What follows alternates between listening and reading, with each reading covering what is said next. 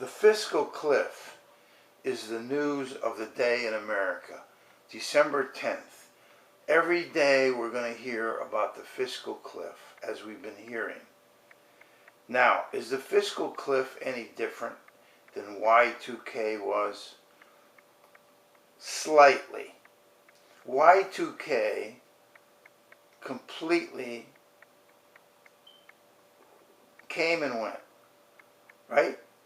The very day that the world would end because of Y2K, because computers wouldn't update the date to January 1st of 2000, and everything was going to collapse.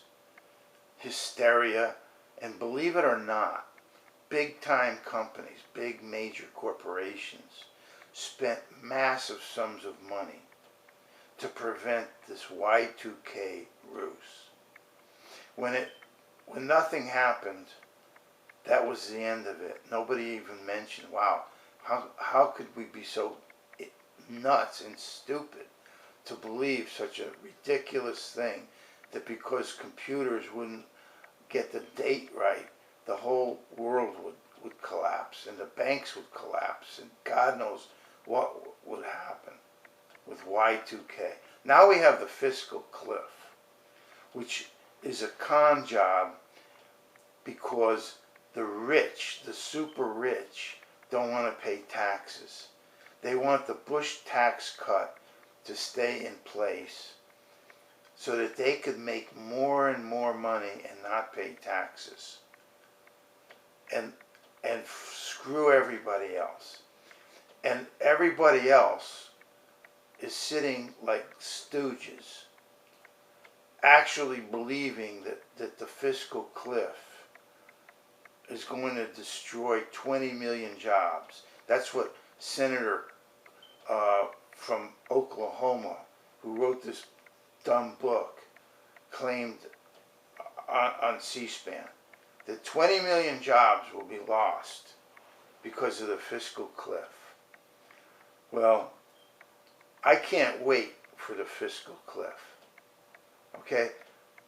That these people are not going to come to any agreement to fix the fiscal cliff, which was created to force them to come to an agreement on the budget. So our brilliant president, who supposedly, has all this knowledge and integrity and got these people to guide him on an economic policy, doesn't understand anything about the economy, because the people who he has guiding him either are complete frauds, or they don't understand it either. They don't understand economics.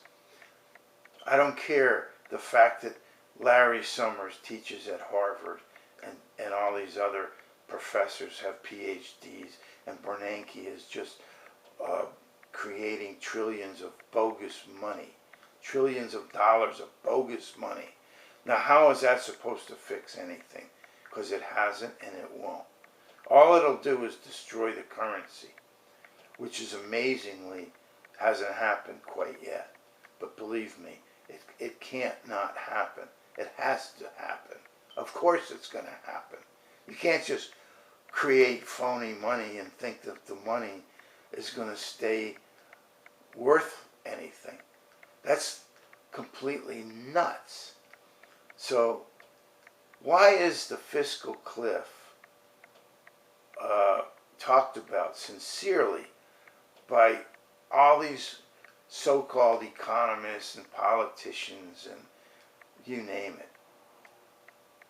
The media, people who claim to be knowledgeable and educated, are all wrapped up in the fiscal cliff ruse.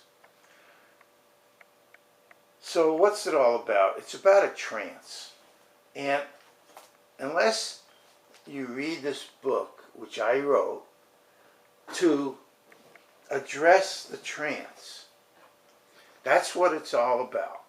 It's about mind control, propaganda, and a trance. It's not about stupidity or ignorance, because there's people are not stupid and they're not ignorant.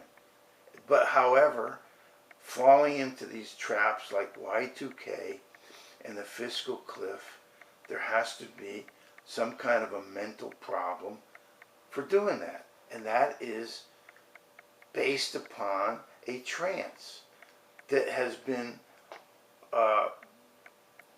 the essence of the propaganda that pours out of the news media on TV, day in and day out. And now it's about the fiscal cliff. So, if unless you really want to fail, unless you want this country, the United States of America, to be destroyed, we have to have a third party. And if the third parties that only attract fringe crackpots who don't understand what they're talking about as far as politics is concerned, the libertarians, I'm a libertarian, I'm a registered libertarian, can't get on the ballot because the Democrats and Republicans have it rigged, and the media is right in bed rigging it for them because they don't get paid by libertarians who get no bribes, who are asking for no bribes because they can't get elected anyway. So who's going to bribe them? It's the Republicans and Democrats who receive billions of bribe monies, who pour it into the media companies, who are obviously going to focus only on Republicans and Democrats and exclude the Libertarians or the Green Party or any other third party because they're not getting any money from those third parties because there's no bribes that they call campaign finance. So this is a swamp of hypocrisy, a corrupt swamp of hypocrisy that allows Wall Street crooks like Corzine to rip off 38,000 accounts at MF Global and get away with it on TV. On TV. In other words, this is a simple crime. And they have a congressional hearings where the CFTC, the Commodity Futures Trading Commission, and the SEC, and the Department of Justice, and the bankruptcy trustee for MF Global, and the CME Group, the exchange where futures are traded, where MF Global does its business as an exchange for commodity futures, sits there and testifies under oath and makes believe the money just all of a sudden walked away on its own. Money doesn't walk away on its own. It doesn't fly away on its own. It doesn't move anywhere on its own. In other words, if you have money in an account, it's not going to be withdrawn unless you withdraw it, or it's embezzled by the CEO. And amazingly, even though hundreds and possibly thousands of banking institutions have gone bankrupt over the years, the CEOs haven't gone in and ripped off individual accounts until MF Global, until John Corzine. This is the most unique, it is not the most, it is a unique crime. It's a simple crime. And yet, people who claim to be knowledgeable and educated, thoughtful people don't understand it because they're told it's so complicated. They're told that all these derivatives are complicated. They're told that the mortgage meltdown is complicated, and they believe it. And what, I don't know, is it because they don't want to ask a question and say, well, could you explain it? Let me see if it's too complicated for me to understand. Because I can explain it to you personally. I can do that. I can't do it in 2 minutes, but I can do it because it's not complicated. Okay? John Corzine's fraud is not complicated. It doesn't even involve derivatives. It just involves simple theft of the money in 38,000 accounts. So you would think that the victims that had their money in MF Global would be really going after the Department of Justice and the CFTC to arrest John Corzine and grab every nickel he has, as the same as if he was a drug dealer. They would grab his gold chains, his house, his cars, his boats, whatever he might have, the drugs, the cash, the works, okay? Confiscate it. Why don't they do that with John Corzine? Arrest him, prosecute him, confiscate his assets. Because he's a thief. But no, we're in this hypocrisy swamp of corruption. It's bottomless. We've passed it. If there was a line of stupidity, it was way back. It was way back before Y2K. So, you know, now we're on the fiscal cliff. Day in, day out, fiscal cliff. The media doesn't want to report John Corzine's crime. They don't want to report the PIMCO case that I filed a civil lawsuit. I wrote this book for you people to read, to try to understand the trance that you're in.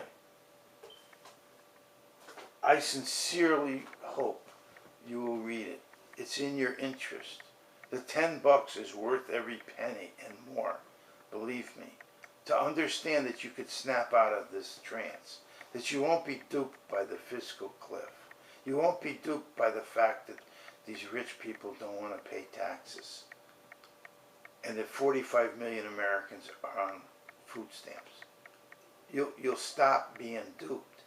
You'll snap out of the trance, but you have to understand that you're in a trance, just like a dope addict has to understand he's addicted to dope. A smoker has to understand he's addicted to nicotine. A gambler has to understand he can't control his gambling.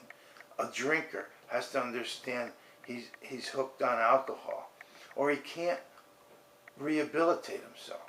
So in order to get out of the trance, you have to grapple with the fact that you're in the trance in the first place, which is the only possible reason you could be buying the Y2K ruse, the fiscal cliff ruse, the actual inside job of the 9/11 crime. It was all filmed. It was all filmed. If you read this book and turn to page 247, you will find out that there was a big beef on July the 12th of 2001 with Tom Picard, who was the head of the FBI, and his boss, John Ashcroft, who was the Attorney General. And Picard was trying to force the Attorney General to listen to the CIA warnings that we will be attacked. And Ashcroft refused and told him he didn't want to hear about Al-Qaeda or anything about this terrorist attack. And Picard got so pissed off that he jumped right into the face of John Ashcroft. Now, it's in this book, but Mr. Shannon, who wrote this book, didn't put it in the New York Times, so millions and millions of people would read about this episode in John Ashcroft's office on July the 12th, which spells out the fact that John Ashcroft and George Bush rigged 9/11 and brought down those buildings on top of the firefighters who would have saved those people from the plane crashes. Okay? And it goes on and on and on. And you don't want to hear about it because you're in this idiotic trance. So let's see if we can't rectify the trance right now. Thank you.